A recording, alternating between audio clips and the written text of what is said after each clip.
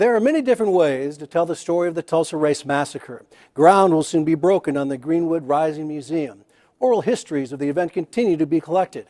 And as ONR's Kaci Ferguson reports, art will also play a key role in making sure the massacre is fully understood and never forgotten.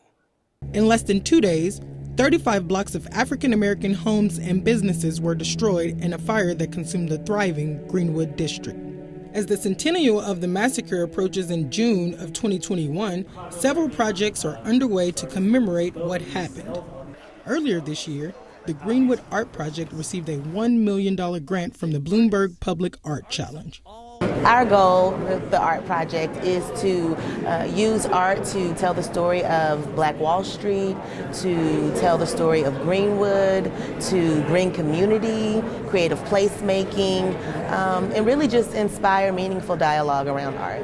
Project manager Jerica Wortham is working with artist Rick Lowe, known for his Houston-based Project Row Houses, to select the artists who will receive grant funding for their work. We are going to carry out a program of temporary public art projects for the centennial, and they will range in medium from performance, video, or film, theater, visual arts, and so on and so forth. About 30 artists or projects will make the final cut.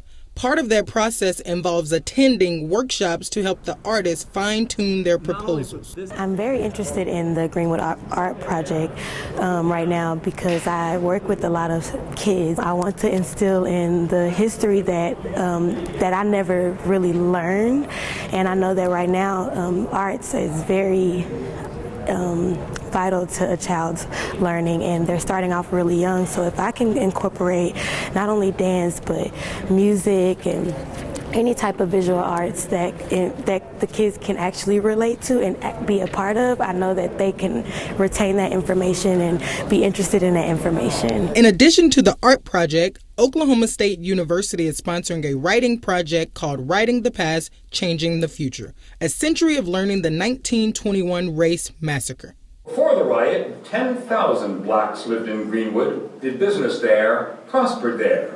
In fact, Greenwood was one of the nation's most vibrant black communities. These middle school and high school students are learning and then writing about the massacre.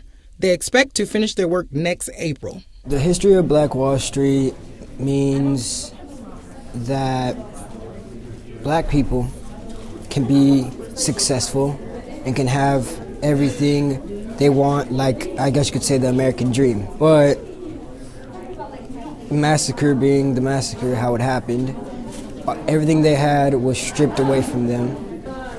It was a milestone at a time for black people, but that milestone and that achievement, that pride they had, was stripped away from them.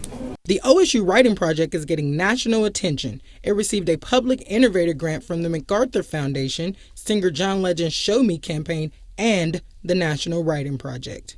This story is a significant story, and the National African American Museum of History and Culture in Washington, D.C. Tells that story, and we weren't telling it here in our own city and in our own state. Matthew says projects like these can spur reconciliation, not just here, but everywhere. We feel that this city and this issue could be, it could create the type of thing that would cause reconciliation, to be the center point for reconciliation around the world. Kaci Ferguson, the Oklahoma News Report. Kaci, great report. Well, the artists for the Public Art Challenge will be selected in February, and you'll begin seeing their work go up throughout 2020 leading up to the massacre centennial.